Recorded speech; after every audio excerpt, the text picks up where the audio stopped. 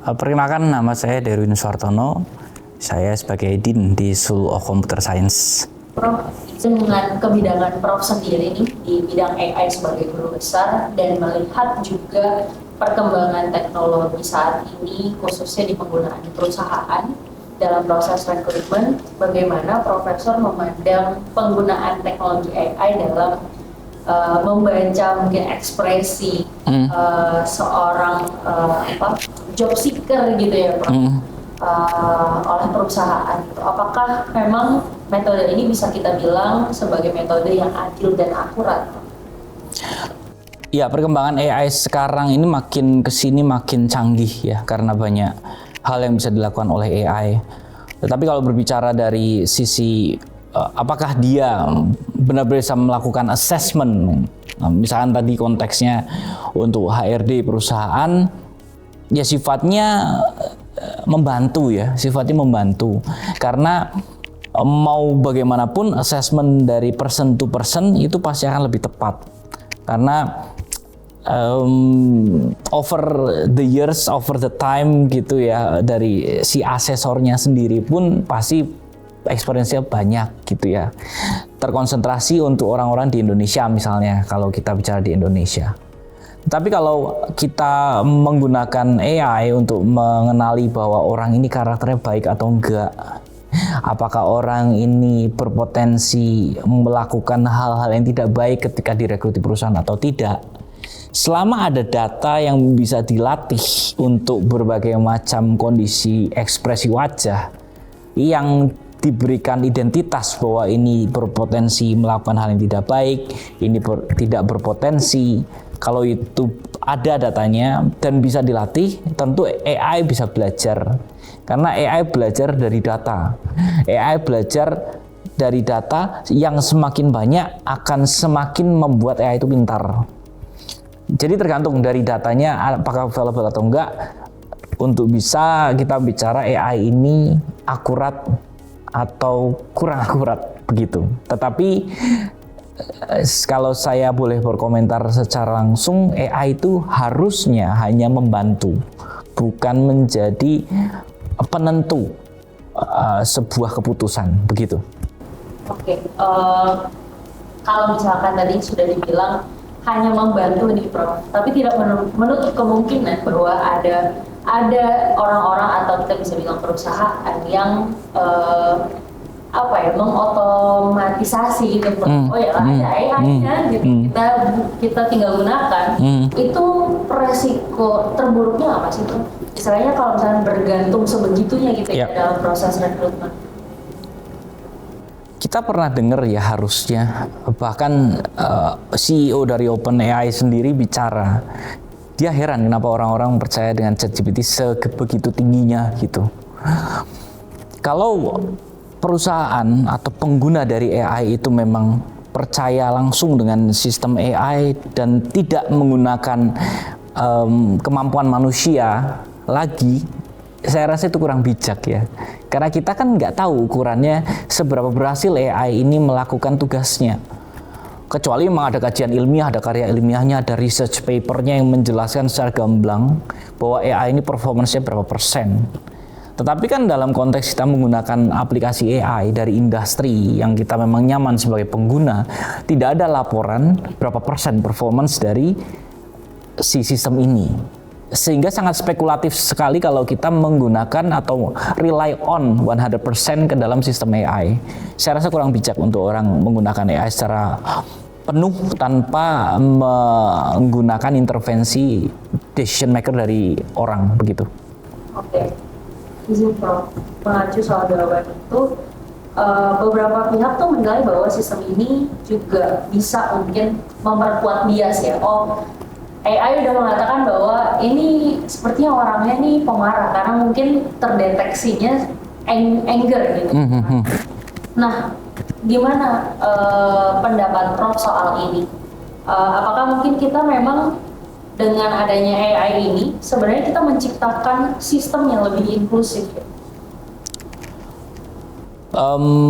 Ini pertanyaannya lumayan luas ya jawabannya, karena mungkin contoh sederhananya begini, kita mempelajari wajah orang Asia dengan Amerika aja beda, secara by nature beda. Orang Jepang dan orang Korea, bagaimana dia berekspresi ketika dia marah dan dia tidak marah, beda juga. Jadi perbedaan kultural dari masing-masing daerah ataupun masing-masing negara ini sebenarnya berpengaruh sekali.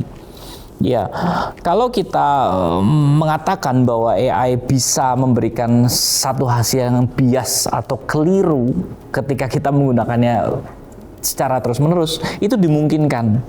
Karena tergantung sekali AI-nya belajarnya dari mana. Begitu ya. Ya sama seperti kita sebagai student, kita belajar dari kampus dengan kualitas yang tinggi, dengan kualitas yang kurang baik, ya outputnya pasti berbeda. Ya analogi sederhana seperti itu saja. Sehingga butuh benar-benar manusia yang merupakan expert. Saya sering menyebutnya manusia ini ciptaan Tuhan yang paling mulia begitu. Jadi nggak bisa digantikan oleh sistem, nggak bisa digantikan oleh mesin ya. Karena manusia dikaruniai akal budi, dikaruniai dengan keterampilan untuk memahami sesuatu dengan kontekstual, dan itu tidak bisa dipahami oleh mesin.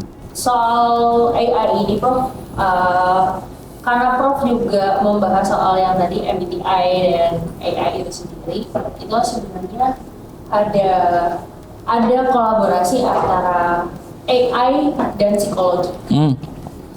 Nah, bisa dijelaskan nggak, Prof, gimana bentuk kolaborasi ini tuh sebenarnya bisa meningkatkan akurasi dan relevansi sistem penilaian kepribadian? Oke. AI itu sesungguhnya belajar dari data. Data itu akan menjadi data yang mentah kalau tidak ada intervensi keterlibatan dari expert. Jadi misalkan saya mau memprediksi kepribadian manusia dengan teori MBTI tadi, saya harus punya data dalam skala yang besar dan sudah diberikan label identitas. Apakah orang ini masuk ke dalam karakter A atau B? MBTI itu kan banyak sekali ya karakteristik dari MBTI. Nah kalau itu sudah ada, itu baru bisa dipakai. Jadi kolaborasi antara ilmu psikologi dengan ilmu computer science atau AI ini terletak di sana. Karena adopsi pengetahuan dari si expert itu harus dituangkan dalam data, dan data ini nanti yang akan dilatih, dipelajari, ditelaah oleh AI untuk menjadi sebuah data yang punya pola. Ketika pola ini bisa kita formulasikan, kita bisa menghasilkan sesuatu atau memprediksi karakter manusia, karakter orang yang baru, yang belum pernah masuk ke dalam data pelatihan tadi. Begitu prosesnya. Lagi-lagi saya sampaikan bahwa AI itu belajar dari expert. Jadi nggak hanya dari psikolog aja, misalkan dari dokter. Dokter sering bertanya ke kita yang dirasakan apa, kemudian ada pertanyaan-pertanyaan selanjutnya. Nah kalau kita bisa mengkonversikan apa yang ditanyakan oleh dokter itu ke dalam data yang tertulis secara digital, kita bisa pelajari polanya dan kita bisa membantu membangun sebuah sistem alternatif untuk deteksi dini sebuah penyakit. Dan banyak untuk bidang-bidang ilmu yang lain selain psikolog ataupun tadi dokter yang bisa mengkonversikan informasinya dari expert tadi masuk ke dalam sistem, AI bisa belajar. Melanjut soal itu, Prof, apakah ada tantangan baik secara etika, regulasi dari penggunaan atau pengembangan teknologi AI ini dalam proses rekrutmen? Karena aku ada baca di beberapa artikel, ada perusahaan yang menggunakan teknologi AI ini dan dia tuh jadinya semacam rasis istilahnya. Nah, apakah ada batasan di situ? Oh, ternyata pengembangan ini harus diperluas lagi loh secara etnisnya istilahnya. Yeah. Enggak ada orang-orang yang merasa mungkin jadi kok kayaknya teknologi jadinya rasis ya. Yeah. Kayak gitu. Gimana, Pak? Saya pernah baca artikel ini. Ya.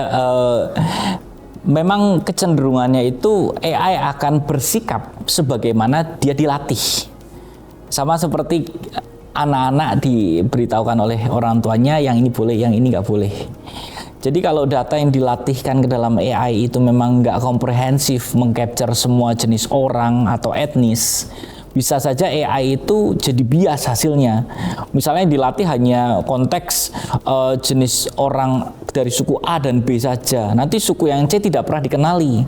Sehingga harus masuk semua, sehingga nanti hasilnya akan netral. Tidak melihat kepada etnis, tapi hanya pure ke dalam karakter yang mau diambil dari wajahnya atau ekspresinya begitu. Oke. Nah, pertanyaan terakhir nih Prof. Sebagai akademisi, Prof kan berperan juga untuk membentuk kesiapan SDM masa depan. Nah, menurut Prof, apa yang perlu disiapkan oleh sebuah institusi pendidikan untuk merespons tren penggunaan AI dalam proses evaluasi manusia? Sebuah institusi pendidikan harus menjadi jembatan yang baik dalam konteks teknologi yang terus berkembang, dan posisi sekarang AI is on stage. Ya, kalau kita mundur ke belakang kan sempat ada masa-masa di mana mobile apps happening, kemudian adalah keamanan cyber. 2-3 tahun yang lalu ada data science gitu ya, banyak dibicarakan orang. Tentu universitas pendidikan tinggi harus menjadi jembatan yang baik untuk bisa membuat lulusannya atau alumninya itu relevan dengan zamannya. Nah, yang harus dipahami kalau di dalam posisi sekarang ya secara sederhana harus ada mata kuliah atau kelas-kelas yang diberikan ke seluruh mahasiswa, tidak hanya mahasiswa di bidang teknologi saja, untuk mengerti AI itu bagaimana cara bekerjanya. Karena kalau mahasiswa tidak tahu AI bagaimana cara bekerjanya, pada saat mereka sudah lulus, mereka bekerja, mudah sekali untuk dikelabuhi dengan orang-orang yang bekerja dengan menggunakan AI sebagai pembantunya atau asistennya dalam membuat sebuah output pekerjaan yang baik begitu. Jadi institusi pendidikan perannya sangat penting di sini.